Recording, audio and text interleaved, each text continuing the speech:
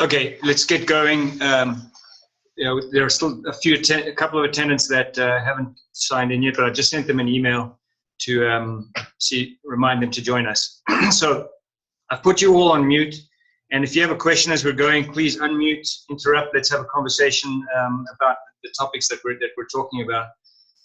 Also, I want to just tell you a couple of housekeeping things. When we're done, I will send out an email that has attachments, that has the materials attached, and it'll also have a CLE certificate for the presentation, so you can get CLE credit.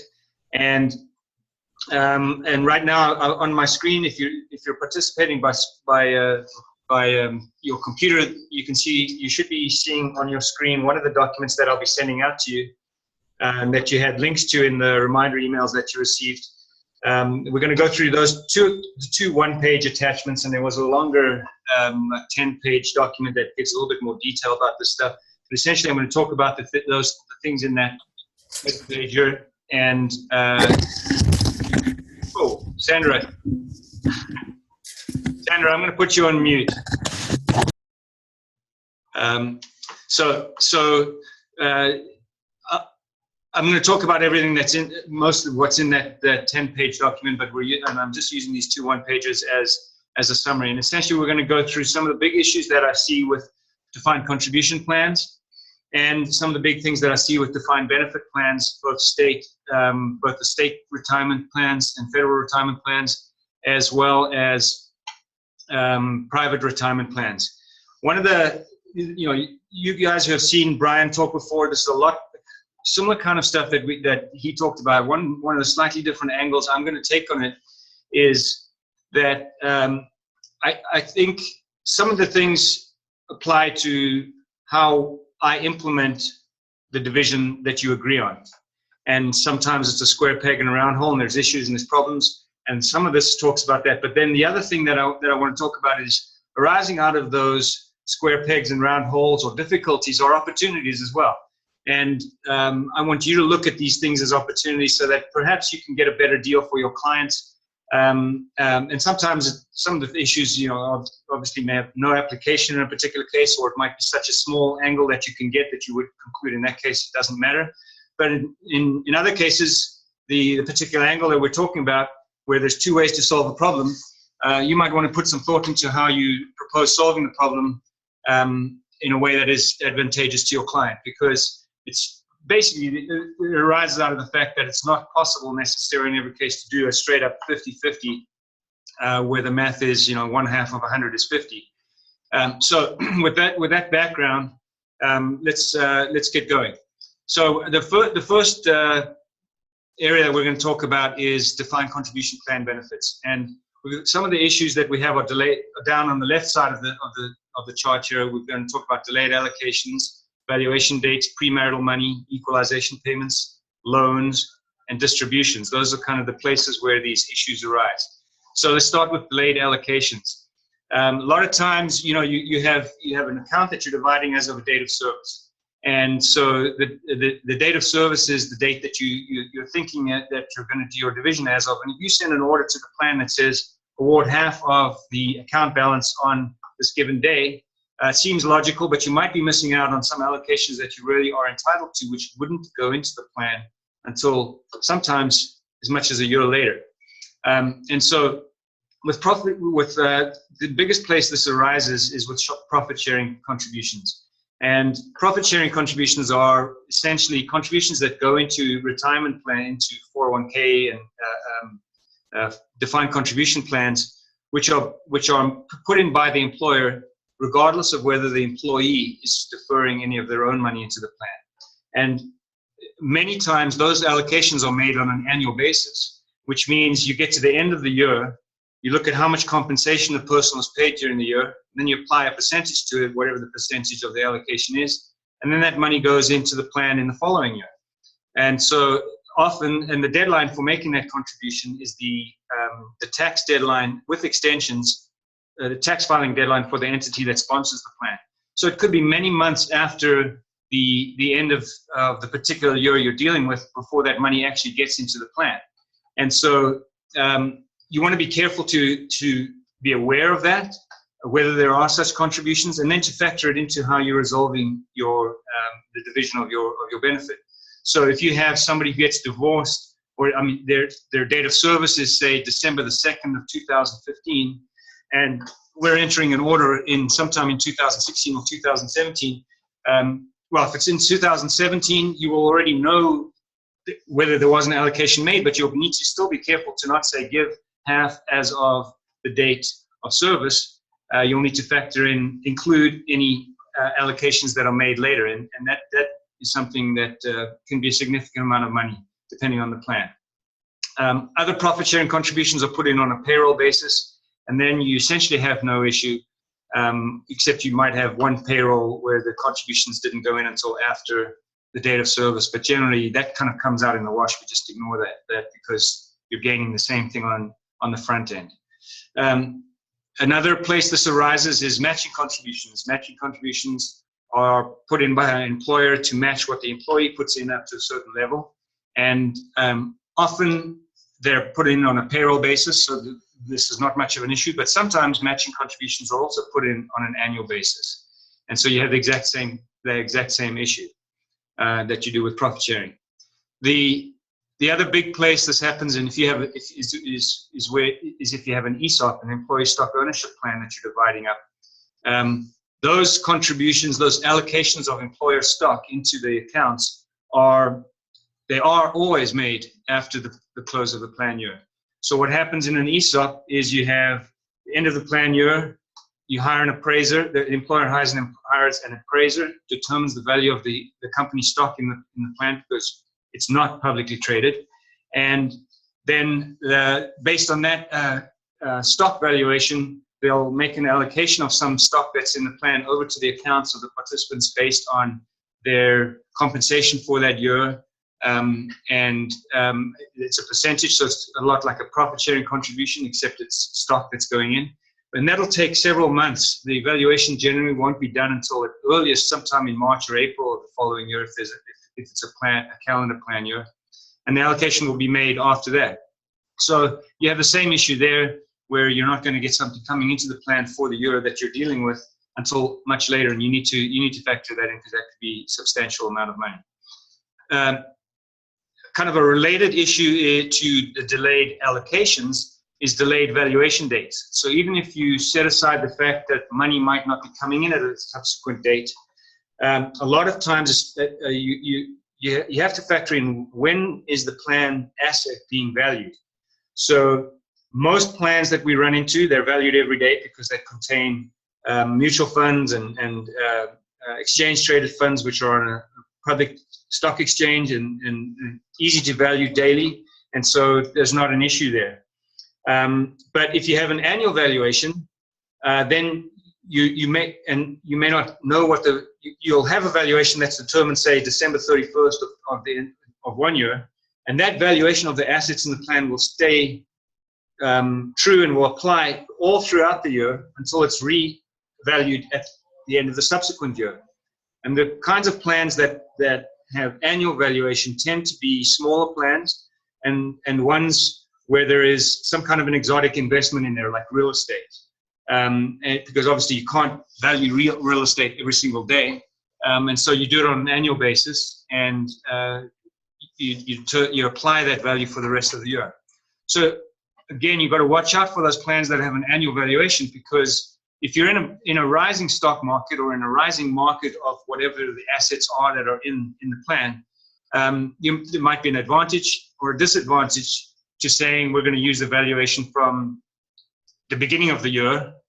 And flip side is there might be an advantage or a disadvantage to you to say, no, instead of using the one at the end of the year, let's use the one that's up at the end of the next year that's coming up. And you've got arguments to make regardless of when your date of service is. But obviously, let's say you had a date of service of December the 20th. If you didn't say something, the valuation that's going to apply is the December 31st, almost a year before, which doesn't seem right. But that's the one that would apply by default, unless you raise the issue and say, no, that's not equitable, that's not right. We should be really using the valuation that's coming up on December 31st, because that's only 12 days later. That's really more accurate for us to divide up our asset. Whether you choose to raise that question or not might be determined by whether you think those values are going to be higher or lower. So there's an angle for you and an issue that we have to deal with. Sometimes you tell me divide it as of December 20th. Okay, that's what I'm going to do, and your client might not be getting a good deal out of that. The other issue we come up with is ancient valuation dates. So somebody comes in and says, oh yeah, I got divorced 10, 12 years ago. Now I have to do my quadro. And so we're using a valuation date, ideally, of whatever the date of service was back in 2000. And if the plan has had a record keeper change, where they've got new record keeper keeping track of the accounts in the plan, they might say, we're not providing any earnings calculation from any date before whatever the date is that they took over the assets. That isn't the standard response you get. And so you can have an impossible problem there, where you have to determine earnings from a date when it's impossible to determine earnings from. So the ways we solve that problem when it does arise is parties have to agree, or the court has to decide. And the way I approach that is it's two ways. One is the onus is on the person who's arguing what's separate to prove that it's separate. So the participant who wants to say that you don't get it, or the alternate payee who wants to say that I want earnings from that date, puts up some earnings calculation. I'm sorry. Yeah. I'm going a little bit backwards. I'm sorry. When you would need to apply some earnings from that date, and if the onus is on the alternate payee to try and establish what those earnings are, and they don't have the information to do it, then you conceivably could get access to some of the assets that went into the plan after that date, because the participant has to establish that the money in the plan today is money that went in after that date of service, and they have a very difficult time establishing that if they can't establish what the earnings were back there. And so you have cross arguments that can be made depending on whether you're dealing with an ancient valuation date that is to determine the marital portion of the account, or whether you're using an ancient valuation date to determine the pre-marital portion of the account. Either way, there's opportunities for you, depending on who you represent, to say, onus is on you to establish the earnings. You can't do it, so you get none. Or that's an argument that you guys can make in your cases. When I get that problem, I'm generally trying to solve the problem after the fact, and so I'll talk to the parties or explain to the parties. We can come up with some kind of a proxy for earnings, and there's a couple of different proxies that you can use. One is you can sort of look at the plan and say, how was it actually invested? And if it was invested in a single way over that period of time, you can say, well, let's just determine what the rate of return was on these several investments in the plan and come close to determining what the earnings were. Lucky if that's the case, because usually money is moved around.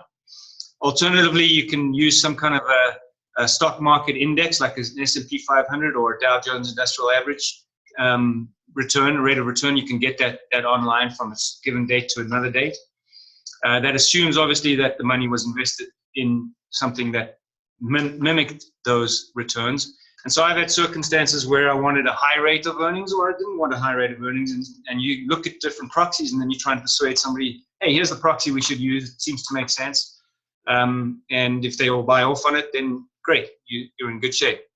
Another alternative that I think is underused, and because people don't necessarily know about it, is the Department of Labor has a voluntary fiduciary correction program, where if a plan sponsor fails to put money into the plan in time, they breach their fiduciary duty, because once they've withheld money, it's supposed to go into the plan as soon as reasonably practical. And so the Department of Labor says, when you delay putting money in, we're going to charge you interest as a proxy for earnings that would have accrued on that money had it gone into the plan on time. And they came up with this interest calculator. It's an online thing. It's really simple. You just put the dollars that should have gone in, the date they should have gone in, the date they actually went in, and it calculates interest on that. The beauty of it is that over the last many years, interest rates have been much lower than actually market return rates of money that's invested in most plans. And so you might want to persuade your opponent that it's a good idea to use the fiduciary, the VFCP calculator, since that's approved by the Department of Labor to determine what earnings are when money wasn't in a plan. That should have been. And that might allow you to get a much better result if you want earnings to be low or lower than the market was, which would be true, say, since 2009 to today. Flip side of that is if you're in a down market period, you might say, you might not want that depending on, or you might want it depending on which side you're on, whether you want whether you want some earnings or whether you want to have the losses over the period attributed. So there's considerations there for you depending on where you stand to solve that problem in ways that are advantageous for your clients. Another issue we come across frequently is equalization payments, where and this might involve, I mean, the simple equalization payment scenarios where you have two retirement plans and you're saying, instead of dividing up both of them, where you're just going to combine the total and award half of that or whatever it works out to be out of one of the plans. That raises a question. I'm looking here at the middle box, the different earning rates. That raises the different earning rates issue. When you're dealing with offset in two retirement accounts, one thing you should consider in doing that is which one likely had the higher earnings, because they won't have had the same earnings or losses. And you might combine the totals, but then say, let's take it out of that one instead of this one. Depending on which side you stand on, you might get your client more earnings or less losses. And so consider that. The other one is that we see is where there's offsetting payments between amounts that are going to be valued as of the date of service, and then amounts that maybe are awarded after the date of service, like attorney's fees, which they wouldn't even be getting earnings like a plan gets earnings, or losses if a plan has losses. Attorney's fees might have an interest rate attached to them if they're not paid. But attorney's fees, if you have an attorney's fees award and you're offsetting it or combining it with money that's coming out of a retirement plan, you need to consider and give us instruction about what that means. I've had several orders in the last few months where somebody wants me to combine $2 amounts, but one is as of date of service and one is as of the date of the attorney's fee award. And so it's a square peg in a round hole. If I combine the two and I award it back as of the date of service, I'm applying earnings on the attorney's fees even before, or losses for that matter, even before the attorney's fees were really awarded. And so think about that. And when you have a circumstance like that, I'd prefer that you deal with the issue, put it in your decree or put it in your settlement agreement that says, therefore, at the end of the day, here's what we're doing. We're awarding a total amount. Don't give me a math problem to solve, because it's not so good. It results in me raising questions that say, well, what about this? What about that? You guys never thought about this, which can make you look bad if you haven't addressed the question up front and solved the problems. So ideally, what I want to see when you're doing those offsets is take it out to the end and say, therefore, we're awarding X dollars as of X date to so-and-so from this plan. And then it's simple. Next issue that kind of creates these problems in defined benefit and defined contribution plans is loans. The question always is, when you're dividing the defined contribution plan, are we going to include the loans when we do the math to apply a percentage, or are we going to exclude the loans? And it only really comes up if you're talking about a percentage. If you're talking about a dollar amount, the answer is the dollar amount as of the date that you're doing the division cannot include loans under any circumstances. It's impossible to award a loan in a plan, a loan asset in a plan, to an alternate pay, because the loan asset is really an asset and a liability both together. Somebody has to pay it back, and plans will not turn that over to an alternate pay to say, oh, an alternate pay is going to pay the plan back now. It always has to stay with the participant. So this include exclude question comes up when we're assigning a percentage of the plan. If you exclude the loans, then the alternate pay is going to get a smaller amount, a smaller dollar amount. So imagine a $100 account, 10 of which is in a loan and 90 of it which is not loan. Obviously, if you're dividing 100 in 2, you get 50, and if you're dividing 90 in 2, you get 45. And so the default kind of the starting point I would say to take is, if we're talking about a division as of the date of service, seems logical to me that most of the time you're going to say we're excluding the loan because the loan came out before the marital community ended. Those dollars that came out presumably are in the marital community somewhere, and they're being allocated and dealt with in the rest of your decree or your settlement.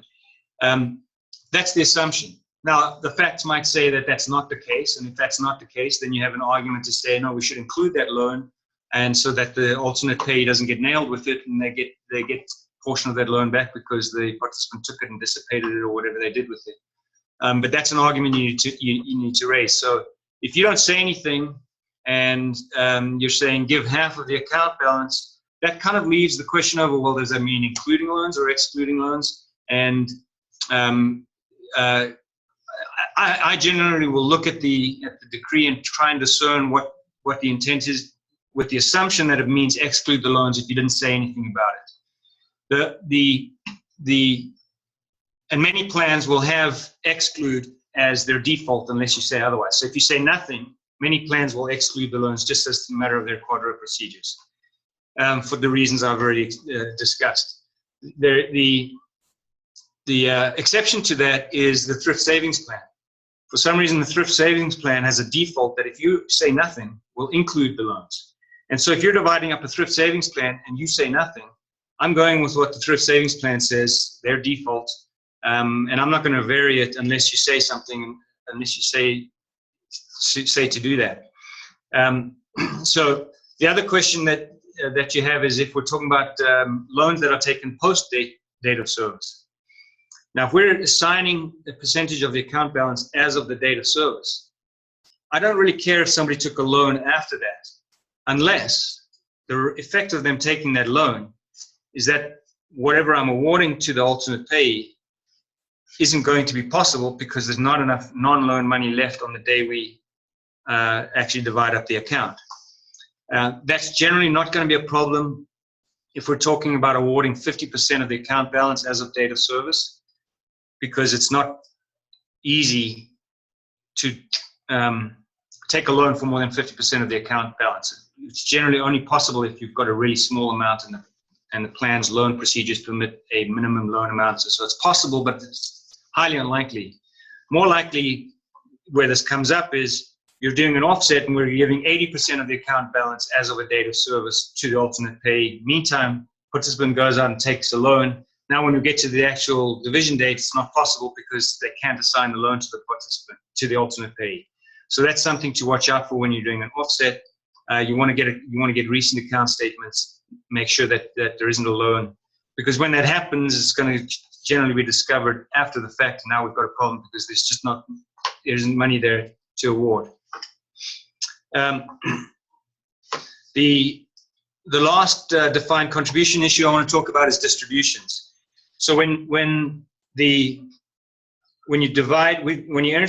enter a quadro, you can include a provision, and most of them will permit the alternate payee to take a distribution. If an alternate payee takes a distribution as a result of an award incident to divorce, it's still taxable to the alternate payee if they take it out and they don't roll it into another plan or an IRA. It's taxable to the alternate payee, but there is no early distribution penalty, so that they won't be hit with that 10% early distribution penalty.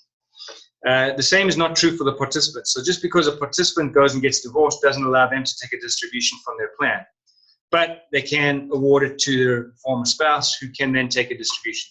So that allows you to do a couple of things. If the community needs some money to resolve their issues, you maybe can get more than half out of one of the defined contribution plans and get that to the alternate payee in a way that is not as bad as normally taking money out of a retirement plan before age 59 and a half. And you can maybe offset that extra amount that's going to the alternate pay by giving the participant something more, like the house, for example. The other thing to look at is the alternate pay's tax rate might be lower than the participant's tax rate, so there might be some benefit to saying, oh, we're going to save some taxes by getting the money here and having us indirectly benefit the participant. Those are issues that you should think about, particularly where there's a significant amount of money involved in the divorce. The other thing to watch out for is with respect to distributions is delayed distributions. So not every plan will allow the alternate pay to get the money right away. The first delay is there's just a delay in time from when you decide you need the quadrilateral. So when we get all the information, then the court signs it, then you send it on to the plan, then they qualify it, and then they get to contact the participant, and they're going to turn around and get the distribution paperwork. Best case scenario is maybe a few weeks, but that's if every single step of the way goes perfectly, which it never does. And so you should consider at least 6 weeks, probably more like 10 weeks from the date you actually contact us to say, here, we've got this quarter we need done, we've got all the information, here it is, till the participant's going to actually have their hands on the money. So, the alternate pay. So if you're thinking the alternate pay is going to get this money and use it on a down payment, or use it to do on a house, or use it to do some financial thing, don't line them up to have that financial problem before they've got the money. You could be lining them up for a bad situation. The other one, the big one, is with ESOPs, which I think I referred to. No, I didn't refer to this, but ESOPs hold stock of the employer in the plan. And so when somebody terminates employment, they don't want to have the ability for that participant to take all of their money and go and roll it right away, because that would require them to turn that asset of stock into cash. And generally, they don't hold cash, because the cash that they got, they used to pay off a loan, which liberated the stock to be allocated to the accounts. And so generally, the way ESOPs fund distributions is from more contributions that come in the future. So next year's contribution of cash from the employer to pay for stock, they might use some of it to take stock from one account and that's already been allocated and stick it in another account, and that liberates the cash to go and be used to pay off the distribution. And so consequently, most ESOPs have a rule in them that says you're not allowed to take anything until 5 years after the distribution, or you have to take it in stages over 5 years. And so you might, if you're dealing with stock in an ESOP, don't assume you're going to be able to get that money until a lot later. The other thing to watch out for is, this is one that I think is very frequently overlooked. If you have a participant who has been in the plan, who's been employed by the employer for less than 6 years, you may well have some of their money in the plan that is subject to a vesting schedule, which means the classic one would be over 5 years, 20% every year vests. So if the person is in the third year of employment, and you say allocate the percentage of the account, you need to determine, are we talking the vested account or the non-vested account? And again, there's possible angles you can use to get a better deal for your client there. One theory is it should only be what's vested. Another is, no, that doesn't make any sense, because the money has gone in and it's not vested at this moment, but it could vest in the future. And so if you allocate the full account, not just the vested account, then that alternate pay is going to have a portion of their account that's not vested, and they're going to be along for the ride in terms of vesting with the participant. And again, they might not get that money until much later. Or they shouldn't take it until much later, because if they take it before it's vested, it'll forfeit. It's an issue to be aware of. So before we go on to the defined benefit plan issues, are there any? If anyone has any questions, please unmute, raise your questions. Let's talk about it now. Okay. I'm not hearing any questions, so let's move on to the defined benefit plan issues. So I'm going to start on the right hand, and we're going to talk about private defined benefit plans first, and then I'll quickly run through some of the nuances of the defined benefit plans of the state and federal retirement plans, which operate a lot like defined benefit plans. So the first question is whether we're dealing with a shared benefit or a separate benefit. And in a nutshell, in a private defined benefit plan, when somebody gets to retirement, and by that I don't mean they stop working. I mean the date they take their benefit in the plan.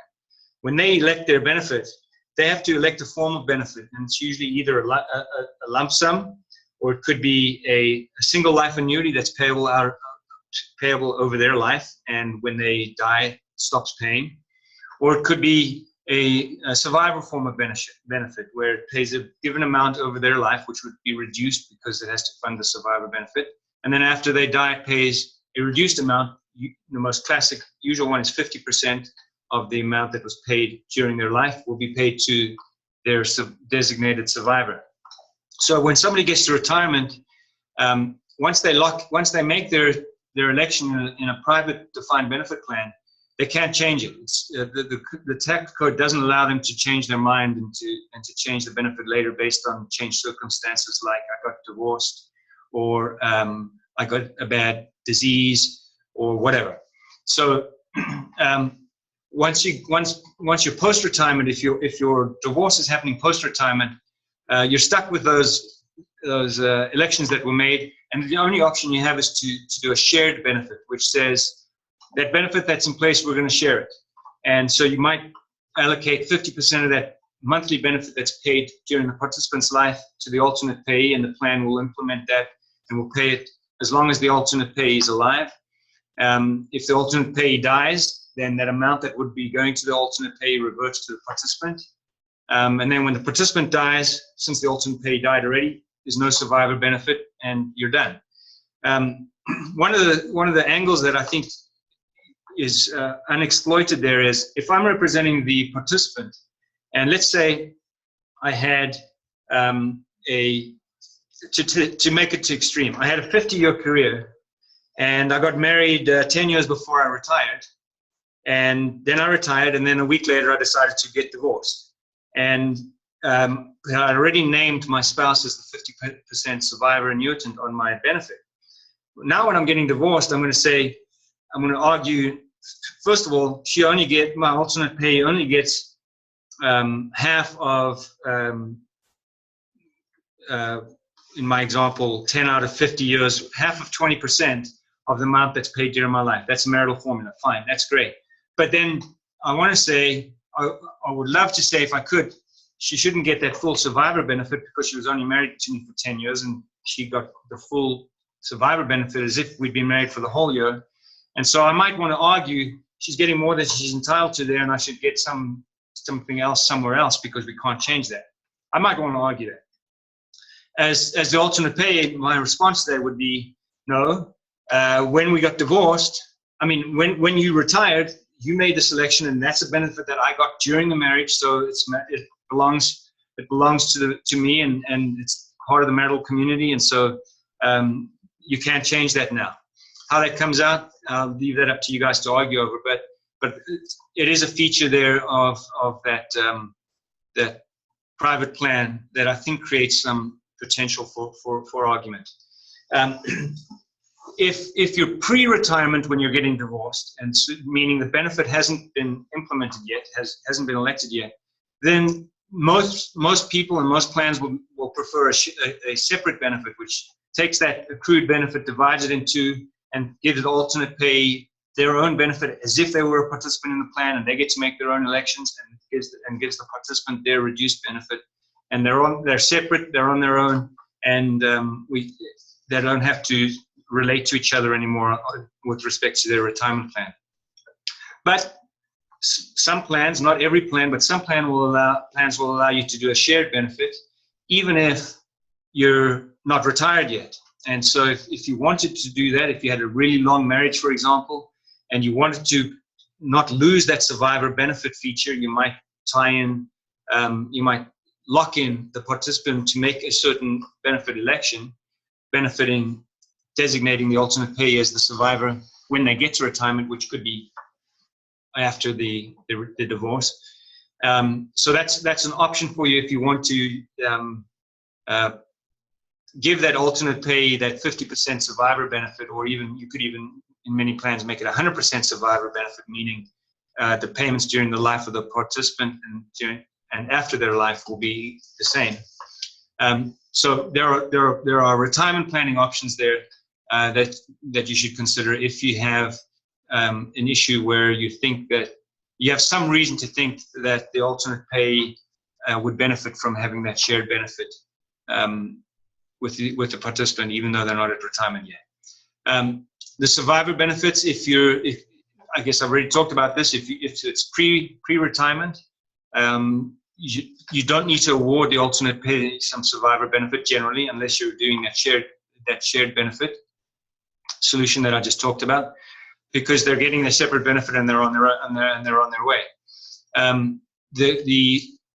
The quirk on that will be if in some plans they say, even though you're getting divorced now and you're doing a separate benefit, alternate payee has to wait to get their benefit out of the plan, and they have to wait until the participant is at their earliest retirement age. They can't just take the benefit right now and turn it into cash and go away.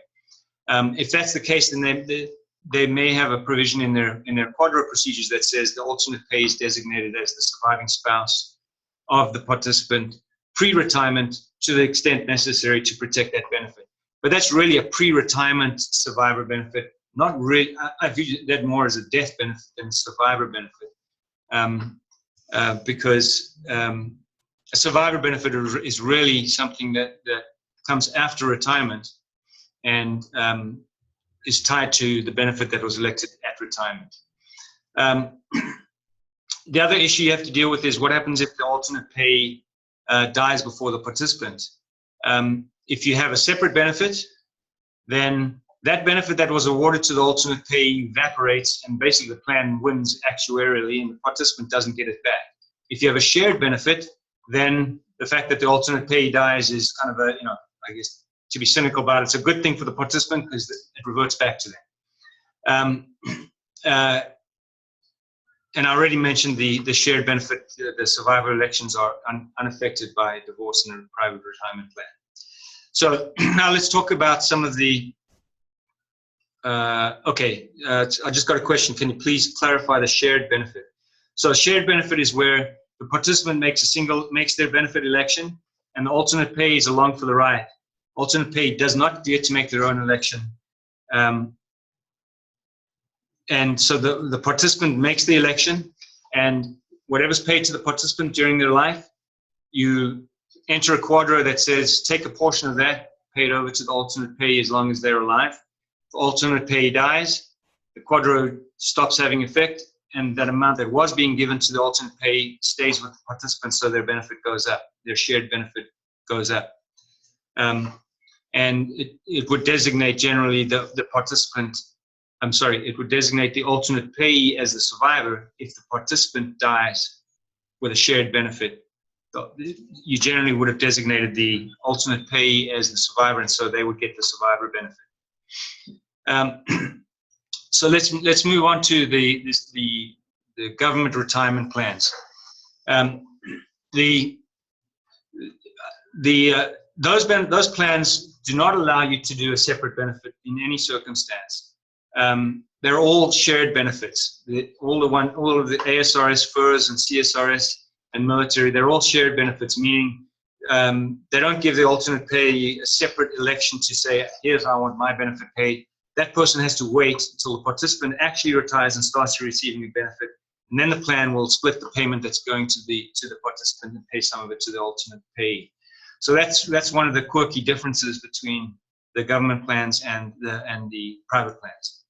The other one where they're all slightly different is with respect to survivor benefits. So here, and I'm going to use the word survivor benefit now slightly differently. I'm using it in this chart to refer both to a death benefit before retirement and to the survivor benefits after retirement. So with ASRS, you can divide the pre-retirement survivor benefit, meaning the person dies before they actually initiate their benefit. You can divide that. You can provide a percentage of that, or by a marital formula, or just by a straight dollar amount to go to the alternate payee. And that's one form of survivor benefits.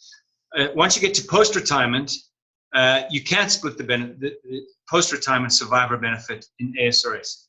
You only get one election, and that amount is going to go to the one designated survivor. You can't say some of it we're going to give a separate survivor benefit to the alternate payee, which is going to pay for their life, and this other piece of it we're going to give to second spouse or child or whoever that the person designates, and it's going to be paid for the rest of their life. You can only, under ASRS, can only allocate it to one person. The quadro can come in, or the domestic relations order can come in and say, take that survivor benefit that is paid, say, to the second spouse, and split a piece of that off and pay it off to the alternate payee. But that's not truly a survivor benefit for the alternate payee, because it's not paid for their life, it's paid for the life of the survivor of the participant. And that person might die before the alternate payee, or they might die afterwards, and you're only giving a portion of it anyway.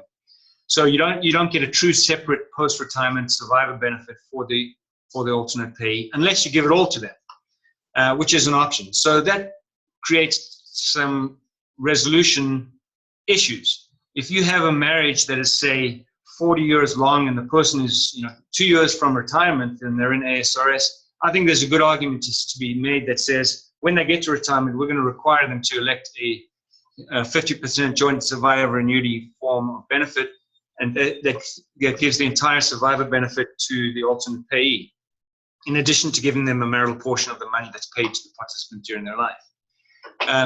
By the same token, if you have, say, the flip side, you've got a 5-year marriage and there's 35 years to go till retirement, and every prospect that the person's going to keep earning ASRS benefits, I think you would say we're not going to give them any kind of survivor benefit.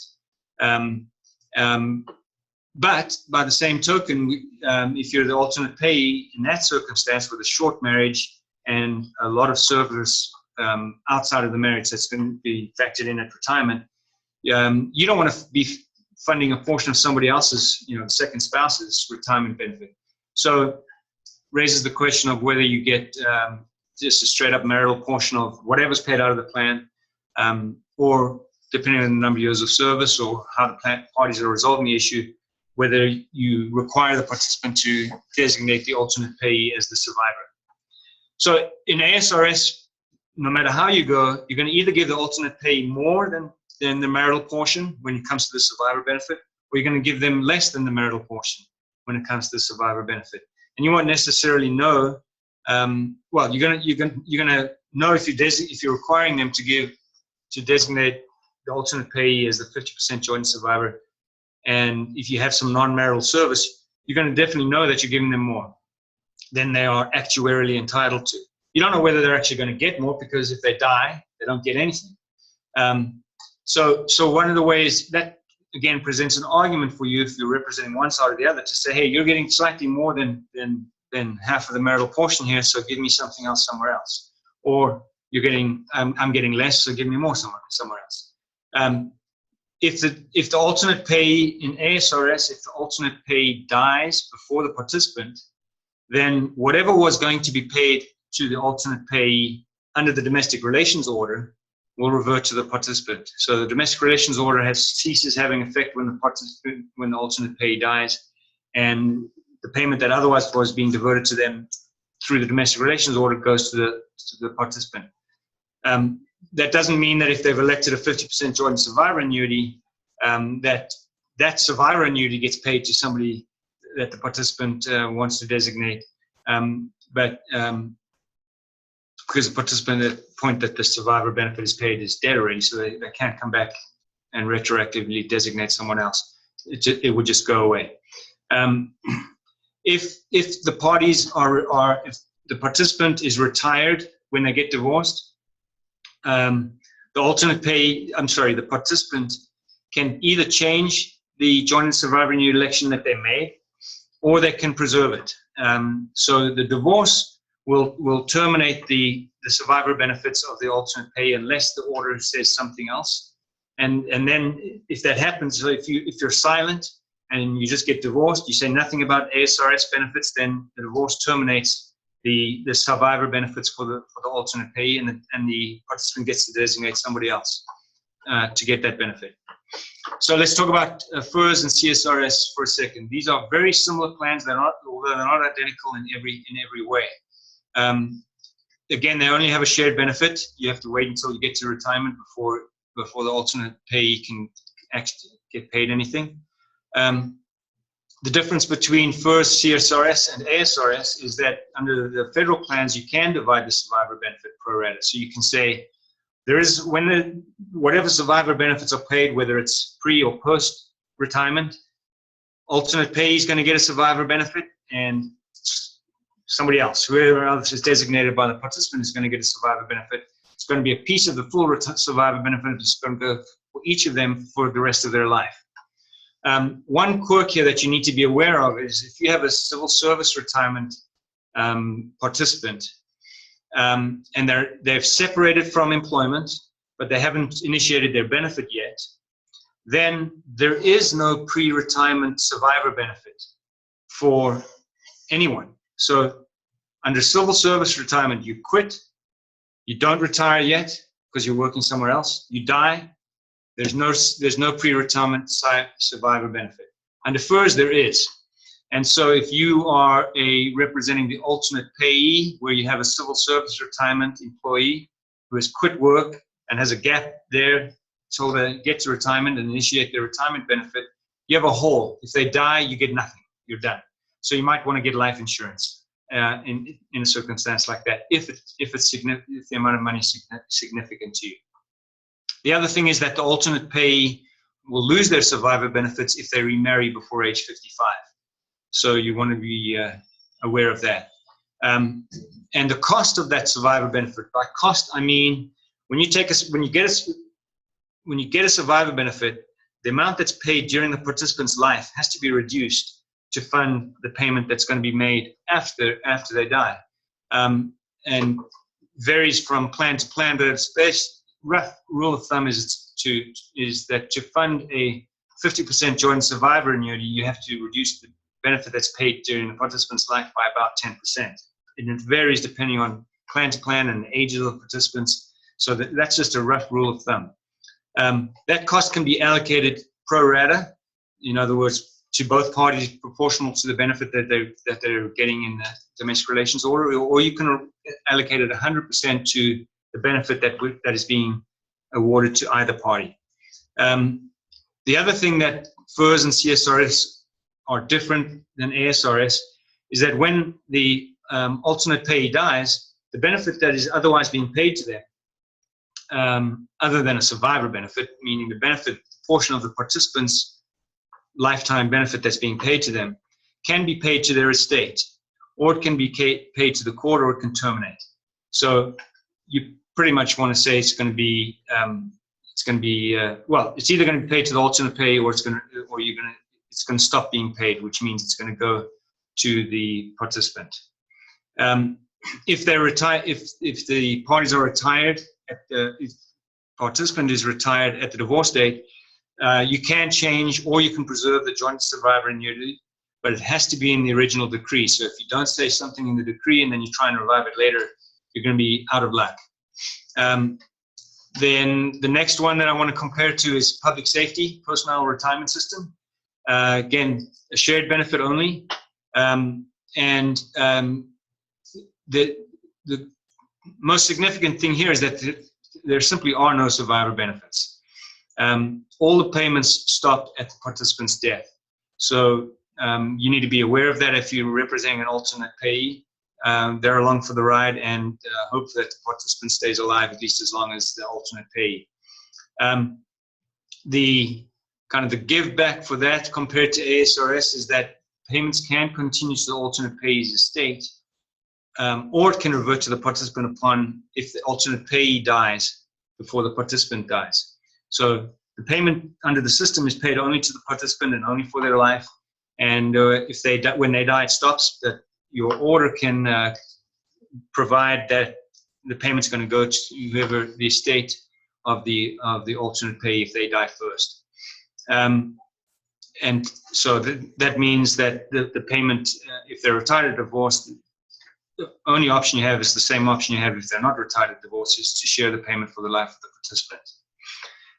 Let's move on to the military benefits. And this is an area where I'm going to go through some of the primary things here, but I'm working on a more detailed webinar, which I'm going to be doing sometime in the fall, focusing exclusively on the military benefits, because there's a lot of nuances that, frankly, I'm learning and that I think are overlooked in a lot of cases.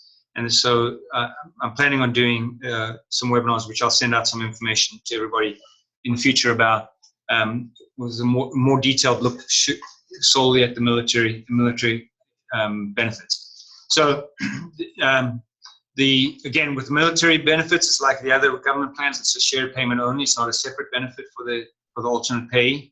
Survivor benefits can be given to the alternate payee. They can be given full survivor benefits, which I believe means 55% of the benefit that is paid to the participant during their life. The alternate payee will lose that benefit if they marry before age 55.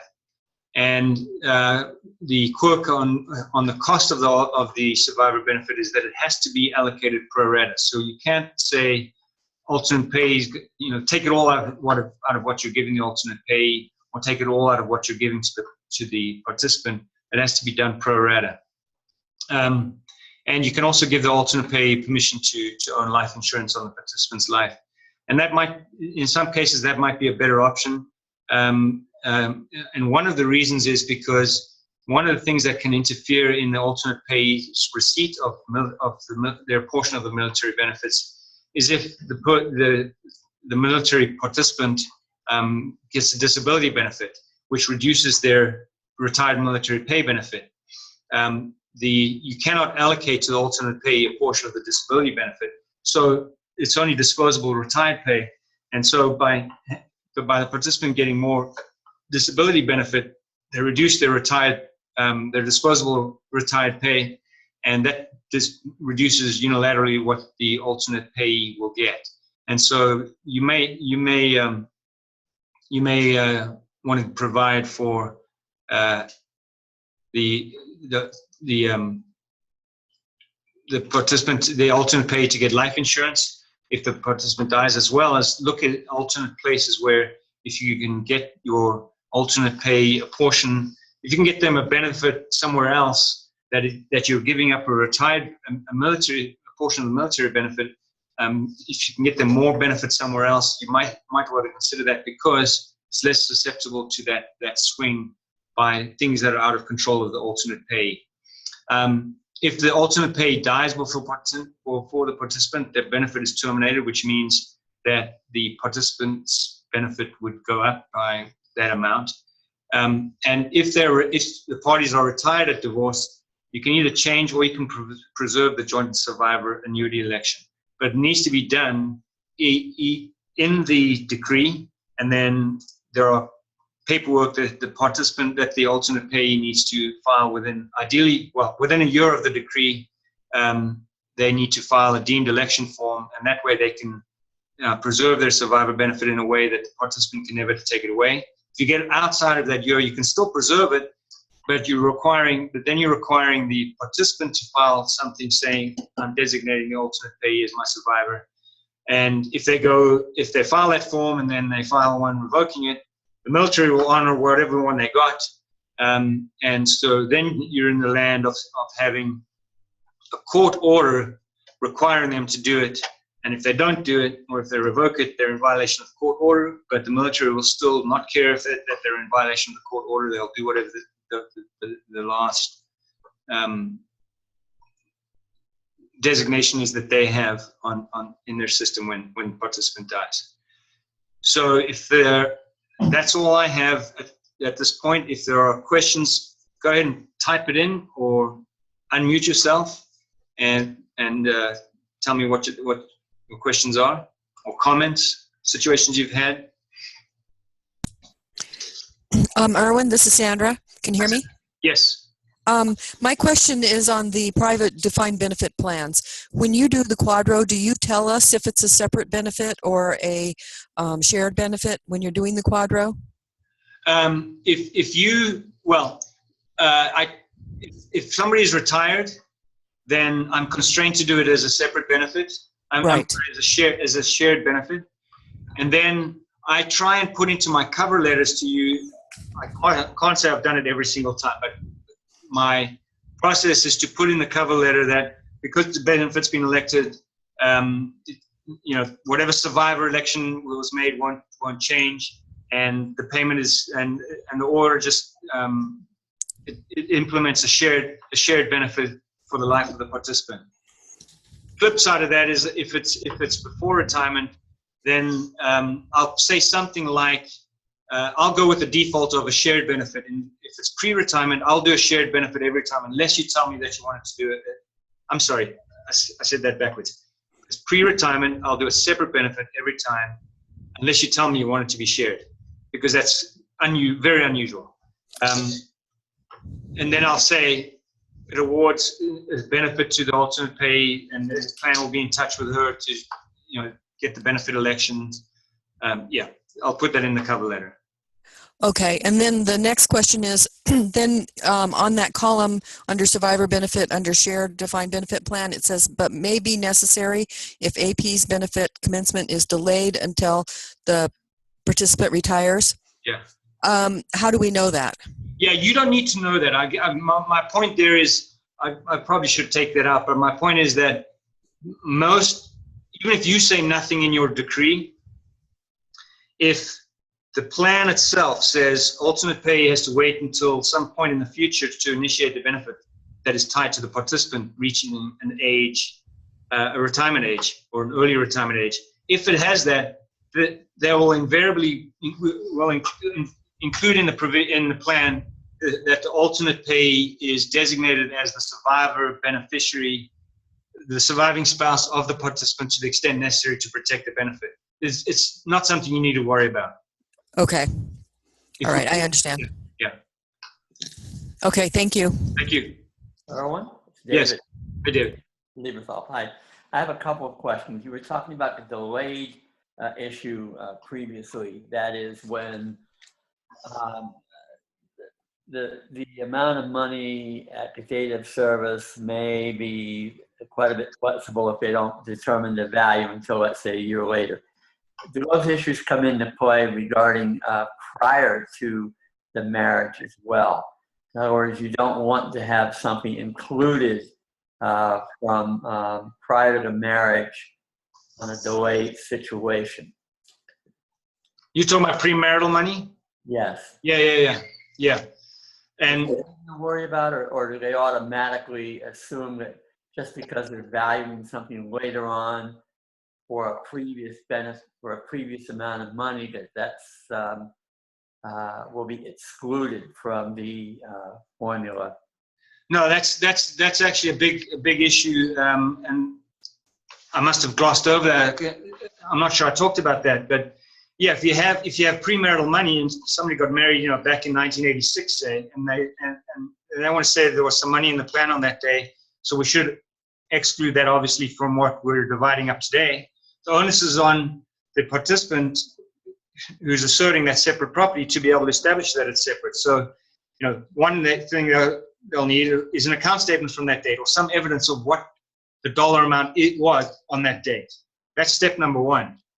Step number two is whatever that dollar amount is, over 30 years, it's become a different dollar amount today due to earnings. And in equity, they should get that. But how do we know what it is? Most of the time, we don't.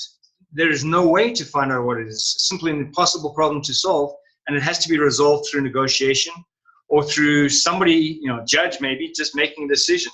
And you guys probably know better than I do how judges decide that, but I think a tough judge would say, well, I'm going to factor in that flat dollar amount, no earnings, no losses, unless you can prove to me what they are. If I were the judge, I would try and do something in equity. What I'm really referring to is a defined contribution plan. Right. Where money was put in before the date of marriage, but the actual value isn't determined until like a year later or something like that. Just wanting to make sure that the plan doesn't, by mistake, include that money simply because it's being valued at a time during the marriage. Right. Yeah. Okay, so I think I'm understanding what you're saying. Let's say we have a date of service of June the 1st of 2000. We're talking about date of marriage now. We're talking about contributions before the date of marriage. Oh, I'm sorry. Okay. Later on. Oh, yeah. It's the exact same issue. You might have money that came in much later that really should be excluded. I'm sorry. I'm a little bit slow on the uptake. Yeah, same issue though, right? It's just the flip side of the same coin. That you might have money that masquerades as marital money, which is actually not. Right. Yeah. So you have to bring it to their attention, or does the plan realize what it's got and that they should not value premarital money as part of the divided funds? Yes. Yeah. Good point. In both cases, you need to, there's no, well, in the premarital money part issue, the plan will never get into that. They don't care. They won't get into it in the first place. You know, how much money was in the plan on marriage. Never mind how much premarital money came in after the actual date of marriage. The plan will never sort that out for you, in my experience. So you have to sort it out, and you have to do all the math and come up with what it means at the end of the day for how much we award as of the date of service. All right, that's really good that you raised that. I have one other question. I probably should know the answer to this. So when determining the formula, let's just say it's a Van Loan formula, what month do you exclude? That is, if the date of marriage is on the 5th of a month, let's say, and you're determining the number of months of marriage to the end, do you exclude that? What do you exclude, or do you just use the actual date of marriage, and it could come out to be a fraction of a month, or should you just exclude the month? Yeah. Or how do you handle that? Yeah. Well, most of the time that problem isn't a problem, because what you say is years of service or months of service. You just say service accrued between. Then you can be precise. The day and this other day. And then the plan will determine what service accrued between those 2 days. If you say it that way, you're fine. If you try and turn it into what that actually means in terms of months, that's when that issue comes up. And then it's really dependent on the plan. And it's even worse than your question implies, which is you might have a higher date, and many private plans say you don't start, even if you're hired today, you don't start accruing any kind of a benefit until you've been with us 6 months or a year. And then it could be as of the 1st of the month after 6 months. It could be, it varies a lot. And so you might not even know that. The second point, which is you raise, is let's say you came into the plan long ago. When does a month of service accrue? Well, it varies from plan to plan. I can't tell you. So I think if you're trying to turn it into an actual number of months and say, it's 38 months or whatever it is, and if you're trying to do that math, probably the best way to do it is to just do something that is in equity. If you, based on the dates when you started versus when you end, how many months are we talking about? Are we talking about 38 or 38 and a half?